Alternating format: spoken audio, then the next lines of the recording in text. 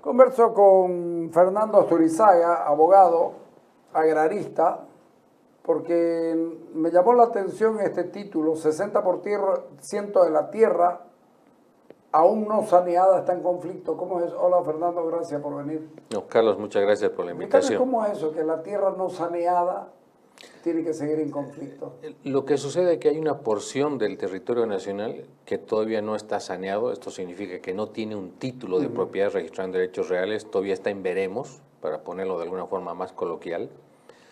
Y el INRA manifiesta Así tenga que posesión, ¿no? así haya posesión, trabajo y demás, hay algún conflicto entre colindantes o por un avasallamiento o entre un productor privado y una reserva forestal o un área protegida, en fin, hay diferentes tipos de conflictos. Y el INRA no los está pudiendo solucionar, ese es el tema. Llevamos 27 Eso te iba a años, decir, ya ¿no? son muchos años para nosotros. 27 años, más de cuarto siglo, que ha pasado desde que empezó el saneamiento con la ley del 96, con la ley INRA. El gobierno del MAS dijo que lo iba a hacer mejor que los neoliberales, ¿no? Que no pudieron en 10 años, dijeron ellos. Bueno, ya llevamos más de 17 y no se logra concluir, ¿no? Entonces, este tema genera inseguridad. ¿Es incapacidad técnica o es corrupción política? Bueno, hay varios problemas en el INRA, ¿no? Hay gente a la cual yo aprecio mucho ahí dentro, pero también es claro de que el INRA se ha desinstitucionalizado, ¿no? Sabemos todos que en estos 27 años de vigencia del INRA, solo un director nacional elegido conforme manda la ley, ¿no? De una terna del Congreso y elegido por el presidente, solo uno. Hubieron directores que duraron un mes, que duraron 2 semanas, ¿no? Deberíamos haber tenido no más de 6 directores nacionales, si no estoy mal en matemáticas, y hemos tenido más de 15, ¿no? Entonces hay una desinstitucionalización. Tienes diferentes directorios que son cambiados y por supuesto que el personal debajo también es cambiado, ¿no? Cambia la política, cambia la visión, cambia la forma de ver las cosas y lo peor de todo, cambia la forma de aplicar la normativa. Y eso en contra del productor. ¿Cómo puede ser que cambien los modelos y que cambien la forma si ya se sabe cuál es la manera de legalizar la cosa y de sanear? Lo que sucede, Carlos, que había una visión del INRA entre el año 96 y 2006, y esa visión era regularizar el derecho propietario. Es decir, voy, verifico, tú eres un productor que está en el campo y veo que estés trabajando la tierra. Lo estás haciendo, entonces tu título de propiedad al poco tiempo. Con la llegada del movimiento socialismo al poder, el INRA modifica esa estructura y esa visión de trabajo por el de lograr la equidad en la tenencia de la tierra en favor de los pueblos indígenas, originarios, campesinos, con el reconocimiento de su preexistencia antes de la colonia. Entonces ya comienza un proceso no de regularización, sino de redistribución de la tierra, que puede ser o no trabajada, para precisamente dársela a las comunidades indígenas y campesinas. Y de ahí que tiene los resultados, y ahí permíteme ver el chanchullo, la propiedad comunitaria en Bolivia ya tiene saneada, titulada, reconocida en derecho propietario, 26.1 millones de hectáreas. Prácticamente la cuarta parte del territorio nacional es comunitario, tiene un derecho colectivo. Los territorios indígenas, entre tierras altas y bajas, oriente y occidente, otros 25.6 millones, si sumamos los dos ya es más del 50% del territorio nacional. La tierra fiscal son 26.8 millones de hectáreas. Eso no se toca. Que eso, hay superficie que se puede tocar. Y es más, la ley del año 2006, la de reconstrucción comunitaria, dice que toda tierra fiscal de manera exclusiva tiene que ir a grupos comunitarios. Entonces esto también puede ser distribuido para estas comunidades. Y finalmente, la mediana propiedad y la empresa agropecuaria tienen el 16% del territorio nacional, ¿no? 16% en el cual se sienta en gran medida el 70-75% de la seguridad alimentaria de este país. Eso te iba a decir, el 16% está cargando con todo eso porque lamentablemente lo comunitario no está dando resultados. Y no está dando resultados. Están alquilando sus tierras, están vendiendo, a ver, contame. Ya, la gente que está en las áreas donde se ha dotado a comunidades, y nos vamos a enfocar únicamente en Santa Cruz. Sí. En Santa Cruz el dato oficial también es que hay 1.700.000 hectáreas dotadas a comunidades, ¿no?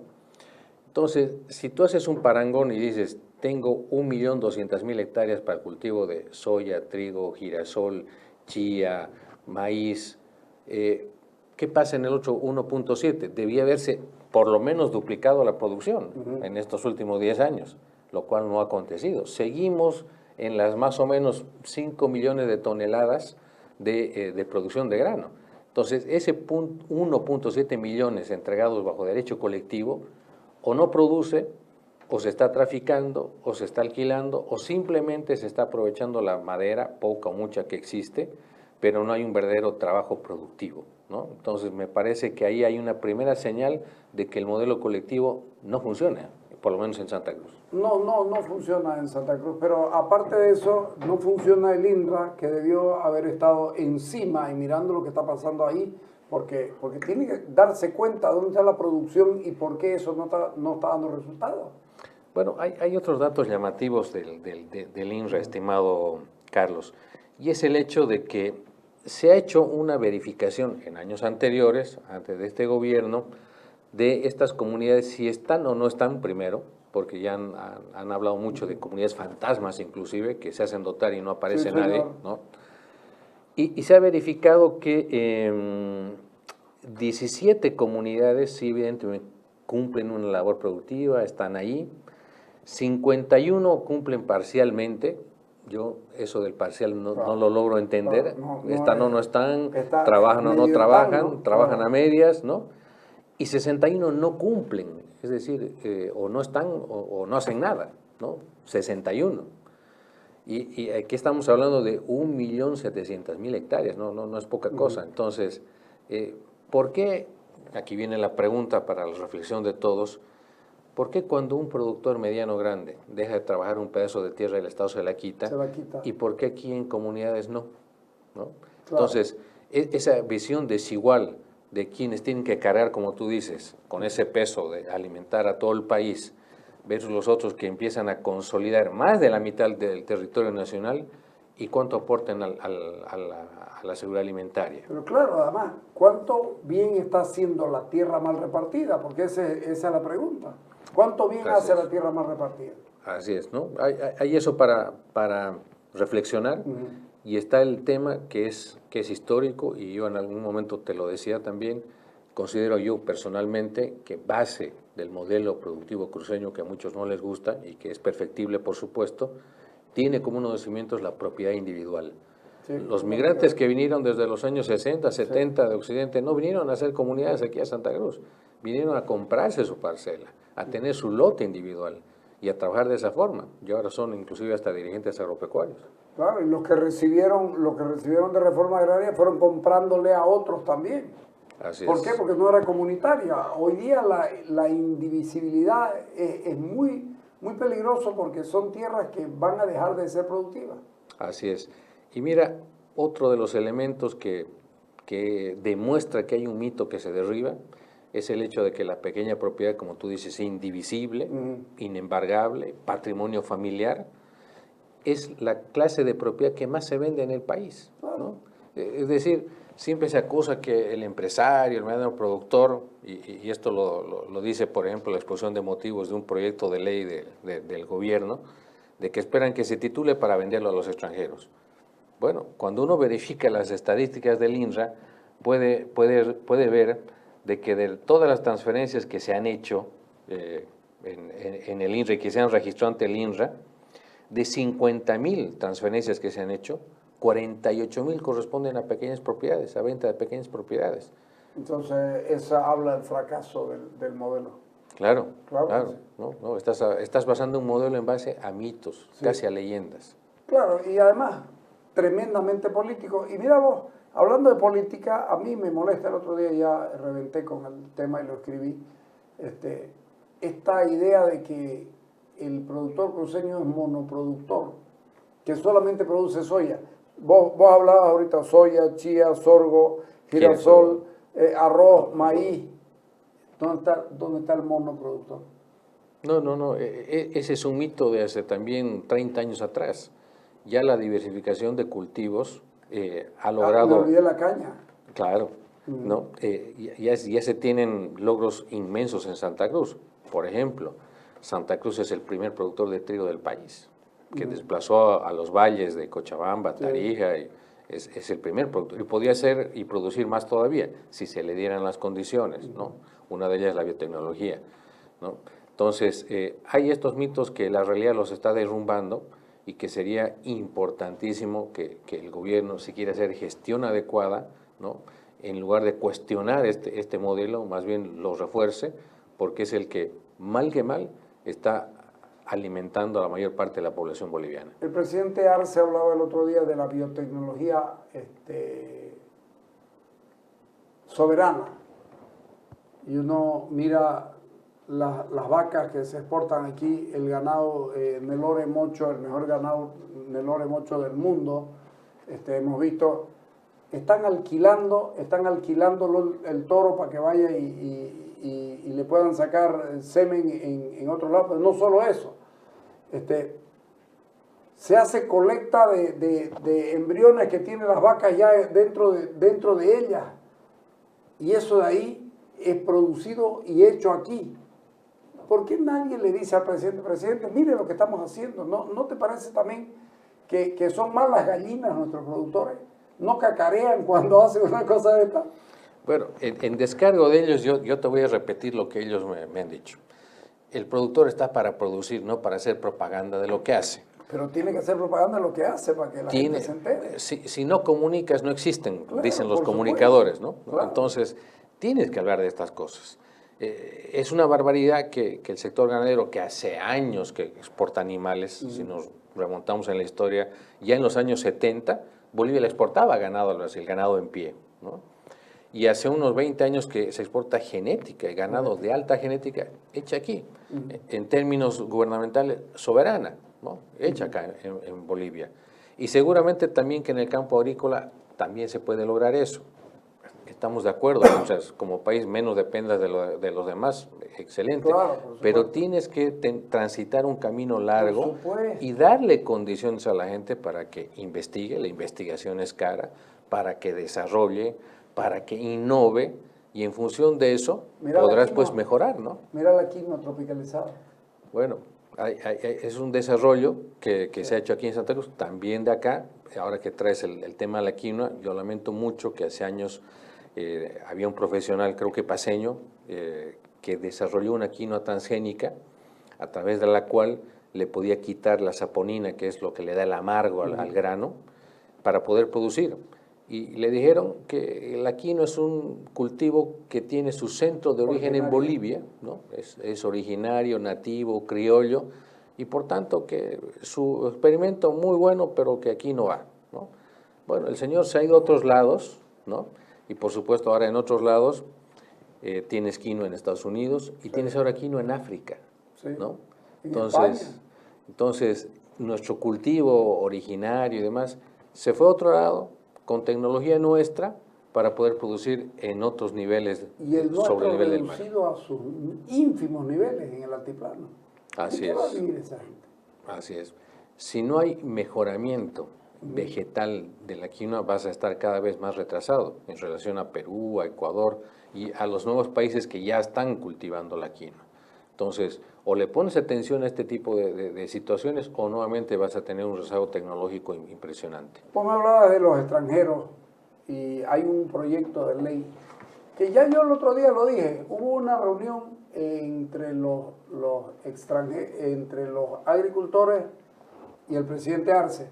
Lo que salió fue que fue productiva la reunión. Sin embargo, no se habló de todo, porque los extranjeros pidieron que se hable de ellos. Y en el gobierno dijeron que no iban a darle el agua a los extranjeros para que tengan tierra.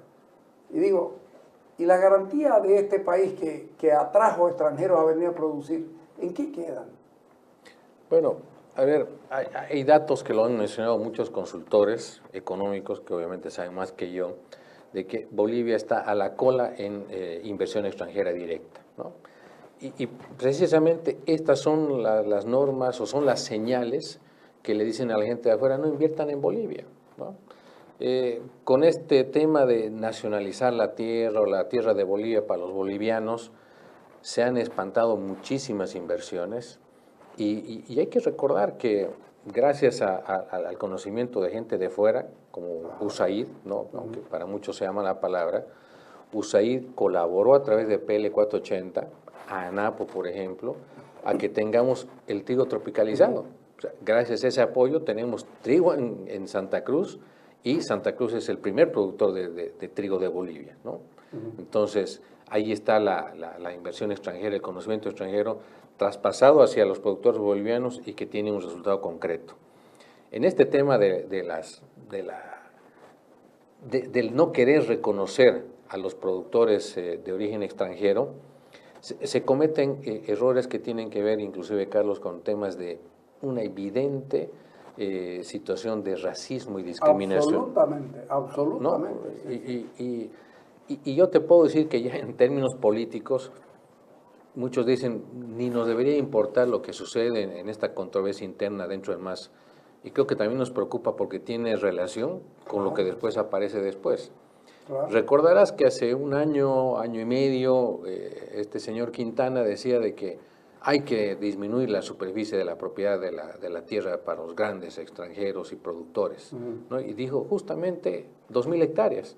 Bueno, casualmente esa es la superficie que jala el proyecto de ley, ¿no? Que nos dicen que es avalado por el Viceministerio de Tierras, ¿no? Por un exfuncionario de Fundación Tierra, ¿no? Mucha coincidencia, donde dice que no se puede comprar siendo extranjero más de 2.000 hectáreas. Proyecto de ley de resguardo de la soberanía nacional sobre tierras. No, pues, hombre, no, ¿sabes qué? No, lo he leído y no le pillo razón.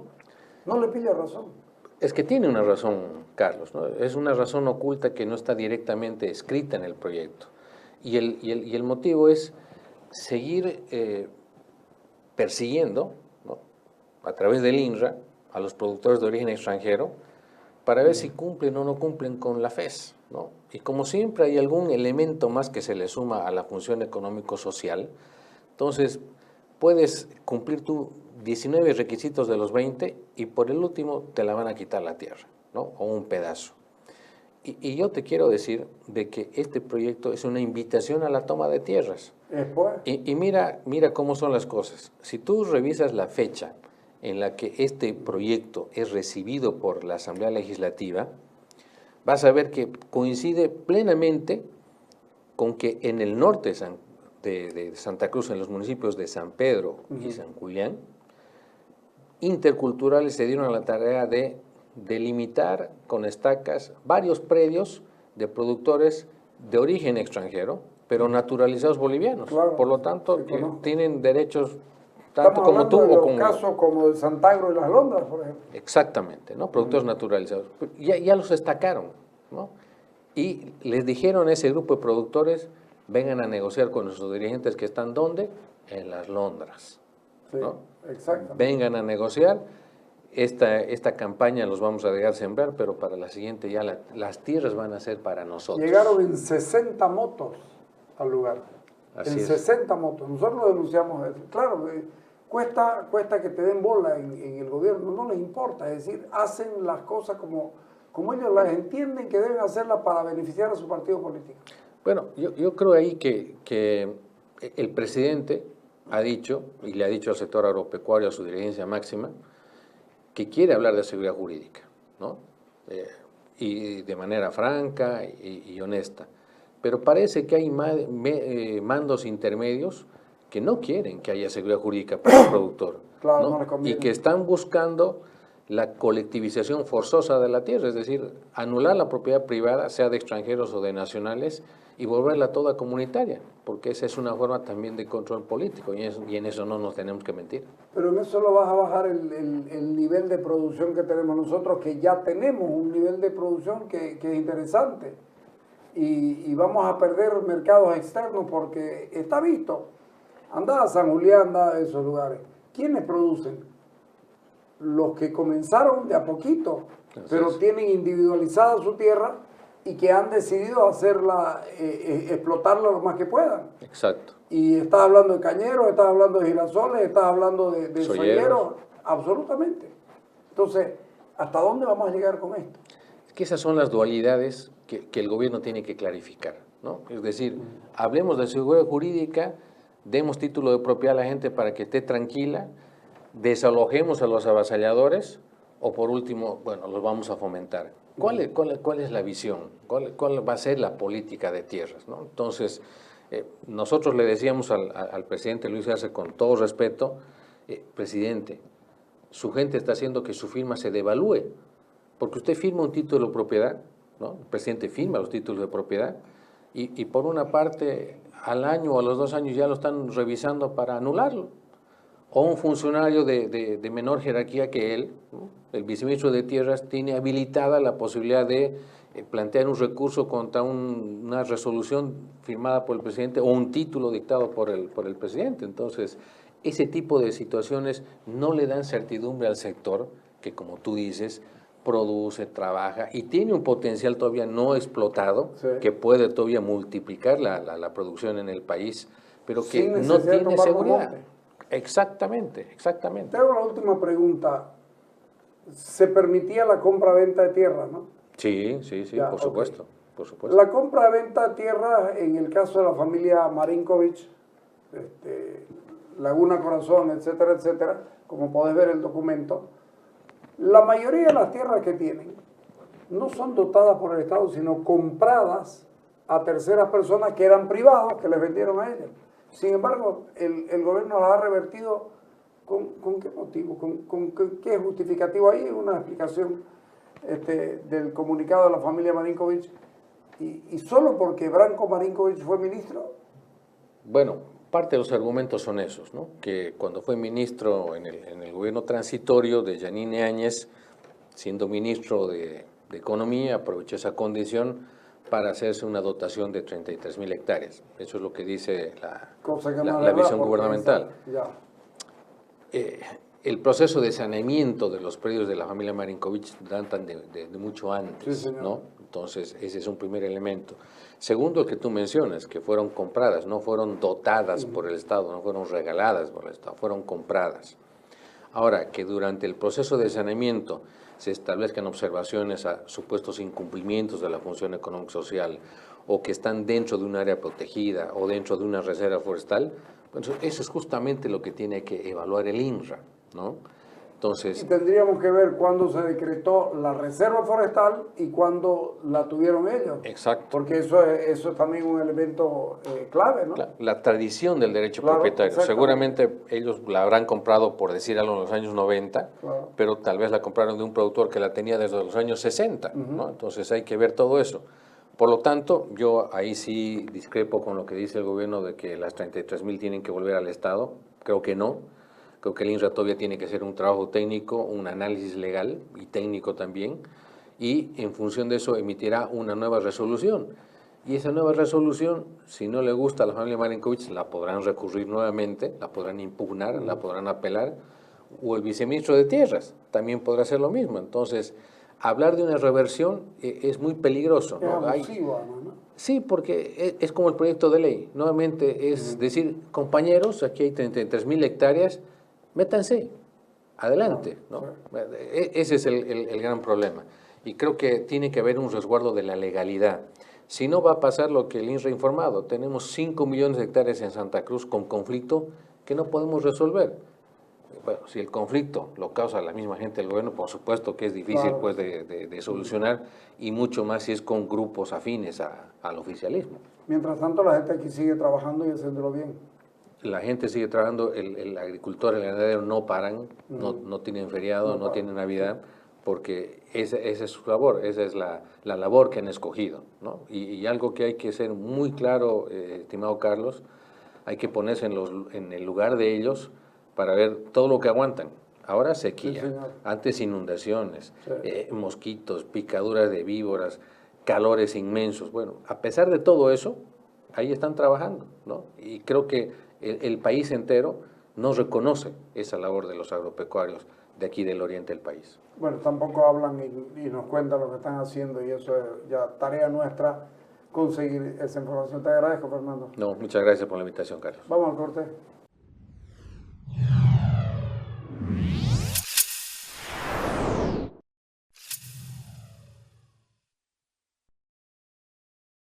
Llegaron los nuevos tomatodos de Chocolate, edición rockera. Hay 3 modelos coleccionables para compartir con tu familia. ¿Qué estás esperando? Búscalos en tu supermercado favorito.